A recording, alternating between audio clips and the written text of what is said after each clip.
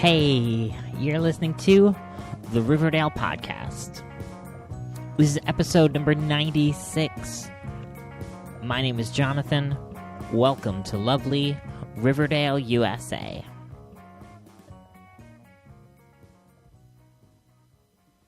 This is a weekly Archie Comics fan podcast. We update every Saturday morning, and every week we break things down into 4 categories. The first category is the book of the week. That's the comic book I've read this week. Sometimes it's a new comic book, sometimes it's an old comic book, but it's always an Archie comic book.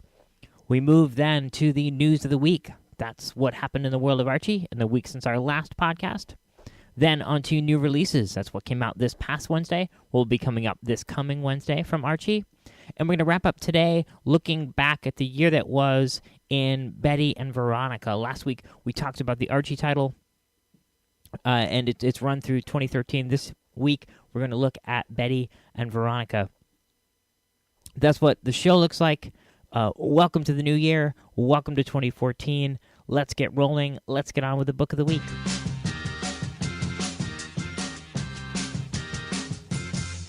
This week's book of the week is Sonic Universe number 59. The Sonic Universe has been a big part of Archie Comics for the last 20 years or so. I think we're creeping up on the 20th anniversary. We are in the 20th anniversary. I'm looking at the cover with the little logo that says 20 years of Sonic Comics. So, clearly an important part of the publishing line, an important part of the history of Archie Comics, and in my estimation, a huge part of the history of comics in general. If you look back through the history of licensed comic books, I mean, you've got G.I. Joe. G.I. Joe is a huge title for Marvel throughout the 80s and into the early 90s. That ran for 155 issues, something like that. Transformers ran for, I guess, at least that long as well. I remember the final issue being the tagline of it being 180th in a 6-issue limited series or whatever that whole gag was. In my mind, those are the 2 pillars of big licensed comics, the ones that are looked at historically as being critically good, as being written well, as being drawn well, as having a tight and ongoing continuity. I guess we could put ROM, Space Knight in there as well. I'm sure there are a bunch of examples I'm not thinking of at the moment. But you can count on one hand the number of long-running, well-established, continuity-based licensed comics. And I think the king of the heap is Sonic the Hedgehog. Recently, we reached 255, 258. I'm not sure of the most recent issue. We're up in the upper 250s for the main Sonic title, and for Sonic Universe, of course, the issue we're talking about today. That's the spin-off title where we've reached issue number 59. That is amazing. That is unprecedented, and that has a great bit to do in the recent years with the hard work of Ian Flynn writing these the lion's share of both of these titles and keeping the continuity tight and being versed in all of this continuity and all of this lore and picking and choosing what he's going to keep from the prior continuities, what he's going to build in his own way in these comics, and what he's going to take from the video games. And what you have with a property that's as old as Sonic the Hedgehog, being 20 years in comics and probably many years before that on the Sega Genesis system and up through to the Sonic games coming out today, is you have a long fan base that you're trying to keep happy. And then you've got newbies like me who have come in the last year or so looking at Sonic as an entity, looking at it as part of the Archie line of publishing, and sort of trying to come to an understanding of its importance there, which I feel like I have a good grasp of why it's important and what's great about it. But man, if there isn't tons of back continuity that I just don't think that I'm ever going to wrap my head around. But I do come in and I'll read the occasional storyline through, and I have a really great time with it. And I just can't get over how unique these books are in the market. These are books that largely star anthropomorphic animals that have survived in a climate that can't sustain a Mickey Mouse comic or a Donald Duck comic, or I don't even know if Looney Tunes is being published anymore at this point. But enough sort of hyperbole about the accomplishments of the title. Getting into the issue at hand, issue number 59, Sonic Universe, launches a new four-part series, new four-part storyline called Shadowfall. And this is starring Shadow the Hedgehog. And I don't know much about the history of Shadow. I know that he looks a lot like Sonic, but is darker in color. And I've picked up through the context of this issue that he is from an alien race. And what we get in this issue, first of all, is a great cover by Tracy Yardley and Steve Downer, I believe. The interior art is Jamal Peppers, which is great. It's great to have Jamal back. I think we saw him last in the Mega Man crossover, the Worlds Collide series from last summer. As I said, Ian Flynn's the writer, Jim Amish on the inks, colors as always by Matt Herms. Love Matt Herms' colors, and letters by Jack Morelli. What we have here is a cool infiltration story. Basically, we start with an infiltration with a team led by Shadow and some other robots and characters, and a team known as the Spider Troop. There we go. And then we flash back to exactly what's going on, which is that a comet, a black comet, is approaching Earth, and this black comet has approached the Earth many, many years ago and was defeated by Shadow. And so Shadow is coming back, rising up again to defeat these foes once again. The jarring thing about this is there's a lot of humans in this issue. And I know that historically there have been humans in the Sonic universe. All of the animated series that I've seen have had like a human boy hanging out with Sonic. But interesting and well done. I'd imagine it's a bit of a challenge to render a human being that looks at home within this universe of animated anthropomorphic animals and robots and things like that. But these guys fit in quite nicely. Throughout the issue, we get a good amount of action, a good amount of fighting between these evil forces known as the Black Arms, these evil aliens. And throughout the issue, we get, enough of a backstory of who they are and Shadow's relationship with them. And that's a really finely treaded line of not giving the folks who know too much repetitive information and giving folks like me enough information that we can skate by and know what's going on.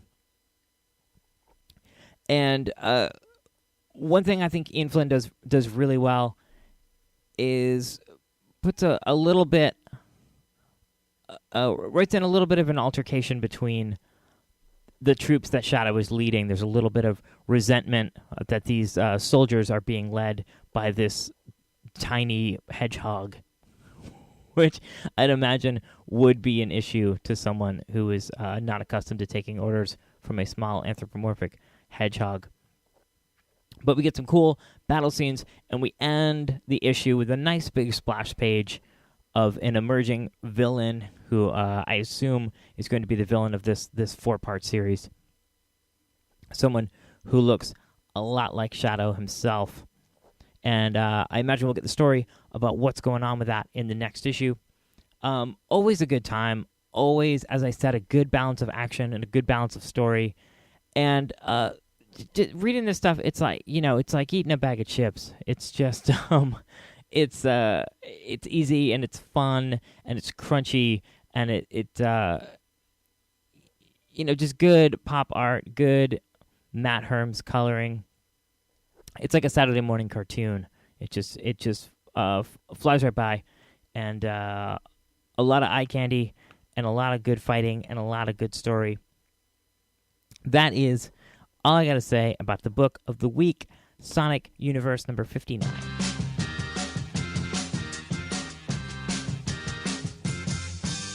All right, folks, Archie news this week. A couple of cool things. First up, denofgeeks.us posted this big list this week. It is the 101 creators to watch in 2014. I was made aware of this. Archie Comics posted this on their Facebook page, and I went and checked out the list. They made mention of it as a ton of Archie creators are on there. We get on the list. Ian Flynn is on there. Dan Parent is on there. Paul Kupperberg is on there. Giselle, great to see Giselle getting some big-time attention being on a list like this. Roberto Aguirre-Sacasa is on there, as well as Francesco Francavilla. Dean Haspel's on there. Mark Wade's on there. Obviously, Mark Wade is doing a ton of work all over the industry. Mike Cavallero is on there. The recent artist on Mega Man, also doing the Shield backups on the Fox, Mike Cavallero. And it's great to see. I mean, something like Afterlife with Archie that got a big media buzz. Obviously, a lot of eyes are on that. A lot of folks are fans of Francesco and are following him into that series. So I thought, not a huge surprise there. Definitely good news, and that's rad. I was particularly excited to see Paul Kupperberg's name on there, and a little paragraph right up about everybody, a photograph of everybody, and some real glowing words about Life with Archie, which continues to be an epically good series. Cool to see that get some good mainstream attention. And beyond the Archie creators on here, I thought that this was a tremendously good list of creators to keep your eye on. A lot of folks on here you already know. Obviously, Mark Wade, Matt Fraction's on there, Jeff Parker's on there. Upcoming folks like Ming Doyle. Was excited to see Sholey Fish on there. Sholey Fish has done amazing work at the DC Kids line for years and years and years. Glad to see him getting some props. But yeah, a great list. I would recommend anybody go through and check this out. Colleen Coover's on there. Now I'm just scrolling through and reading names. But yeah, Den of Geeks, 101 creators to watch in 2014. Great list. Check that out. And more importantly, hugely importantly, the Archie Awards. The results came in. This is rad. We've talked about this before, but I can't say enough good stuff about this. This is Luke, who does everythingsluke.blogspot.com. everythingsluke.blogspot.com. He's also working, as I am, with First Comics News during reviews there. Cool guy. Good stuff, doing important stuff. And a big Archie fan. This is the second year in a row he has put together the Archie Awards over on archiefans.com, where us, the fans, went and voted on a bunch of categories. He compiled them, brought us the results this week, and as there aren't too many categories, hopefully it doesn't get too tedious, we'll just run through the results. Best New Series went to Afterlife with Archie, as did the Best Series, Afterlife with Archie. Best Reprint Series went to Jughead Double Digest. Best Storyline just kicked off. Archie's World Tour got Best Storyline. Best Non-Archie title went to The Fox. Best Writer was a tie between Alberto Aguirre-Sacasa and Dan Parent. The best cover was the Archie 646, the space issue. That's that great Andrew Peepoy variant cover. Best Pencils went to Fernando Ruiz. Best Inker was a tie between Jeff Schultz and Bob Smith. Best colorist went to Barry Grossman, who colored all of those old books, posthumously given to Barry Grossman. That's rad. And best single issue was a three-way tie between the aforementioned Archie 646, Kevin Keller number 10, which we talked about a whole bunch last summer, Kevin's First Kiss, and the aforementioned Afterlife with Archie number 1. And Luke tacked on a special award to the end, which was given to Fernando Ruiz. This is called the Golden A Award for folks who are interacting with the fans, going to the forums and things like that. That, as I said, went to Fernando Ruiz. So that's awesome. I'm always excited to have fans doing cool stuff. And Luke is definitely a big Archie fan, and his putting this together every year is a fun thing. And cool. You can head over to RiverdalePodcast.com. Check out the links for both of those stories. Get that link to the Den of Geeks list of 101 folks to watch in 2014. Get a printed list of the winners of the Archie Awards. Also, we'll have links to Luke's blog and all of that stuff. So you'll definitely want to check that out.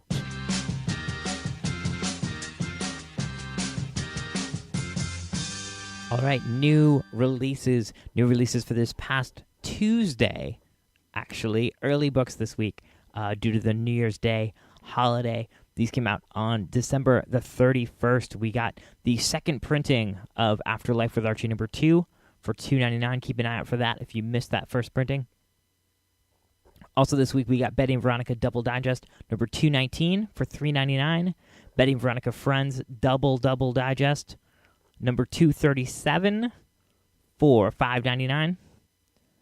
And the book of the week, Sonic Universe number 59 for $2.99. And World of Archie Double Digest number 35 for $3.99. Giant week for Double Digest. Giant week for page count.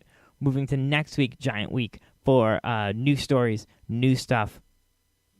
Coming up this coming Wednesday, January the 8th, we have Afterlife with Archie number 3 for $2.99. Archie number 651 for $2.99. It's going to be the second part of the World Tour storyline. I'm really, really excited to get my hands on that. Archie Double Digest number 247 for $3.99. The Fox number 3 for $2.99. Kevin Keller number 12 for $2.99. And Sonic the Hedgehog Legacy Series Volume 3 for $16.99. This is the giant 500-page collections of black and white newsprinty kind of paper editions. And this collects a whole bunch of issues 37 through 56 of Sonic the Hedgehog. So if you're like me and you need to catch up, this would be a great place to do that. On the digital side of things, this week we got the Pat the Brat digital exclusive. This is a 50-plus page digital exclusive full of old 50s Pat the Brat stories. I know Bob Bowling worked on those. Maybe not exclusively Bob Bowling, but great old-time artwork. Not Dennis the Menace, Pat the Brat. Keep that in mind. If you haven't read Pat the Brat, I would definitely recommend picking this up. $2.99 for 50 pages. Some of these stories have been running in the digest, and they're just good, old-timey 50s kids getting into mischief. Good stuff, classic stuff. And those are your new releases for this past Tuesday, December the 31st. This coming Wednesday, January the 8th. And your digital releases of the week from Archie Comics.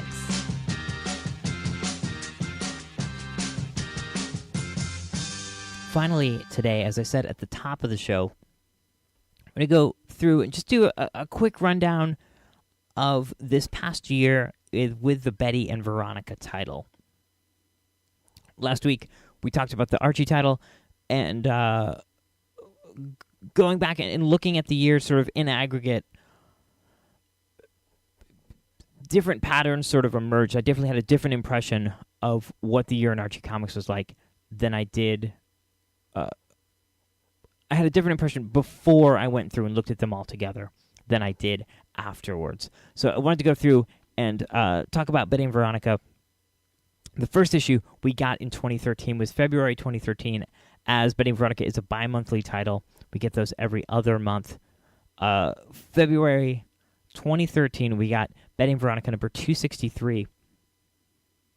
And this is the one that I remember the least, I mean, probably because it's the farthest away, but also because it was not part of a larger story. It was two brief stories. It was two, I guess, probably 10 or 11-page stories. The first of which I didn't realize was written by George Gladier. It might, in fact, be his final story. We did, unfortunately, lose George Gladier this year, just this past April. This may have been his last published work, or his last newly published work. There's obviously his stories are being republished and reprinted in digests month in and month out. This might have been our final news story from him. So it's definitely interesting. I'm going to go back and read that, I guess, with that in mind. Maybe that's a little cryptic. But, yeah, Betty and Veronica 263 was two fun, short, quick cheerleading stories. It was super fun. I had a really good time with that. I remember we talked about the show back in the day because there was a amazing panel of drawn by Pat Kennedy, I believe. Yeah, drawn by Pat Kennedy of Veronica attempting this cheerleading move and doing this really intense faceplant that I just couldn't stop talking about in that review last year. But next issue, 264 in April, we jumped right into these fairy tale storylines. And these had some positive things for me. These had some downsides for me. There were definitely some times this year, specifically with the Betty and Veronica title, that I had to take a step back and remember that I am an adult reading ostensibly children's media. So with Betty and Veronica 264, we got the story of Rapunzel told with all the Riverdale characters cast in those roles.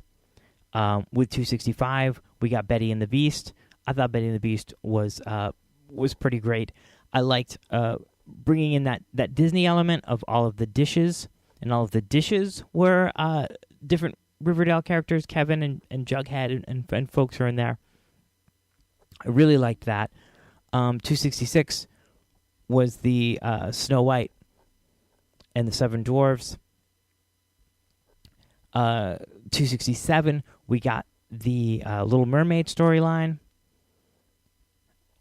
And finally, wrapping up the year, we got the Reggie Stillskin issue, and that was cover dated for December. I believe we got that in October, if I'm remembering correctly. And so, perhaps if they had been coming out monthly, it wouldn't have seemed so unfortunate that we were so far away from Riverdale in all that time. But in retrospect, they were all fun stories. It was great to have Jeff Schultz back. That was sort of the ultimate thing for me, was that when I was talking about these issues and maybe the storylines weren't grabbing me as much as I would like them to, and I was taking, as I said, that step back and saying, these are stories that are going to be really, really entertaining for kids. The thing that I always went to and pointed out and said, this is great, is having Jeff Schultz back. We really hadn't seen him working on a regular book in quite some time, and it was great. I got to meet him this year and tell him so, and that was fantastic. Another great thing that happened this year with the Betty and Veronica title was what happened with all of the other titles, is that they brought in terrific artists to do terrific variant covers. We got Renee DeLise. We got Jill Thompson, who came in and did the Snow White cover. That looks fantastic. Jill Thompson, we of course know from doing Scary Godmother. And Fiona Staples, who is super famous for doing amazing artwork with Brian K. Vaughan on Saga. And Stephanie Buscema. Fantastic. Stephanie Buscema did the variant cover for Betty and Veronica number 268.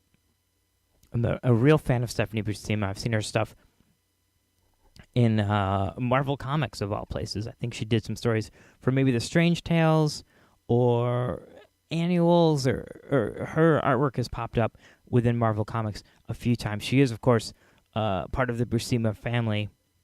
I believe her father is John Buscema. Her uncle is Sal Buscema. Obviously, huge artist at Marvel back in the 70s. But, so that's where we were with Betty and Veronica over 2013. We entered the year, I guess I didn't mention this, we entered the year, the tail end of 2012, we get the Vampire Veronica story, which was a reprint of a digital exclusive story. And that was fun enough, but after that, it was such a nice breath of fresh air to have Betty and Veronica 263, which had them in high school, in Riverdale, which is where we're headed back to at the start of 2014. Betty and Veronica number 269, that is out digitally now. I've read it. It's great. We haven't seen that come out in print. When it does come out in print, I'll talk about it more extensively. But that is all the folks back in Riverdale. Great Jeff Schultz art. Fantastic. And with 270 coming up, I guess probably in February or March, we're going to get the beginning of that storyline where they leave Riverdale. And I think that's going to be exciting. While they won't physically be in Riverdale, they will be in their own world, and that's what I'm really excited about. This is going to be written by Michael Uslan, drawn by Dan Parent. I'm really looking forward to this. This is going to, from my understanding, sort of jump back and forth. You're going to have Betty and Veronica leaving Riverdale, being exchange students in various parts of the world, and then we're going to be cutting back to Riverdale to see what Riverdale is like without Betty and Veronica. I'm really looking forward to this. I mean, I would be psyched about this regardless, but just in general, having them back in their world, interacting as they normally do, and not playing the roles of other characters. Really excited about that. Really looking forward to Betty and Veronica coming up in 2014.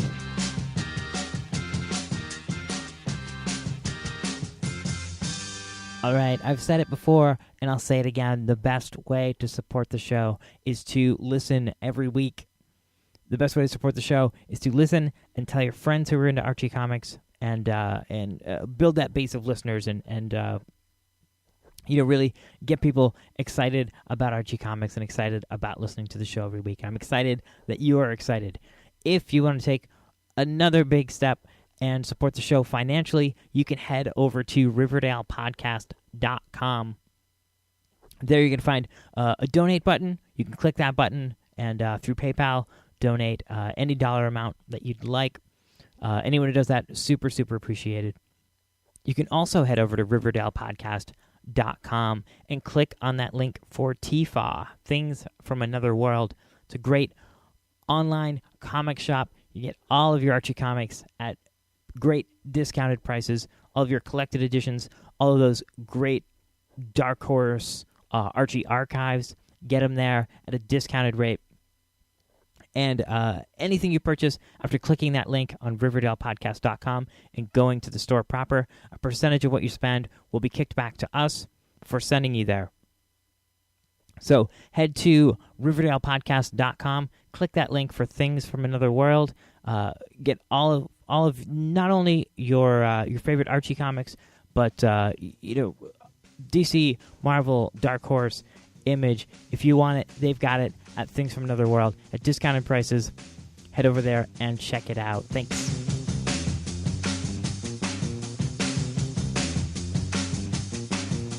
the way out, I want to remind everyone to head over to RiverdalePodcast.com. There you're going to find the great cover to this week's Book of the Week, Sonic Universe number 59. You'll also find a link to write the show an email at RiverdalePodcast@yahoo.com. I'd love to hear your thoughts on the show. Any questions you have, any comments, love to hear from you. RiverdalePodcast@yahoo.com. You'll also find links there to like the show on Facebook, follow the show on Twitter. Also, RiverdalePodcast.com is hosted on Tumblr, so if you're on Tumblr, you can follow us. You'll find a link at RiverdalePodcast.com to subscribe on iTunes, because you can subscribe on iTunes, have new episodes delivered every Saturday morning. And if you're listening on iTunes, please write a review. That really helps people find the show. Helps with the algorithms. Helps make sure that when people are searching for Archie Comics on iTunes, that we pop up and are visible to them. The Riverdale podcast can be found every week on First Comics News as well. Head over to First Comics News for all your comics news and podcasts, reviews, great stuff going on at firstcomicsnews.com. I guess that's going to do it for this week. Again, Happy New Year. Welcome to 2014. I've got big plans for the year. Super, super excited. We're creeping up on episode 100. I could not be more thrilled about that. I really couldn't imagine myself doing this for 2 years, and we're creeping up on that 2-year mark, and I'm really, really thrilled about it, and I couldn't do it. I wouldn't do it without you guys listening. Really, really appreciate it. So that's going to do it for this week. Again, my name is Jonathan, and I'll see you again next week here in lovely Riverdale, USA.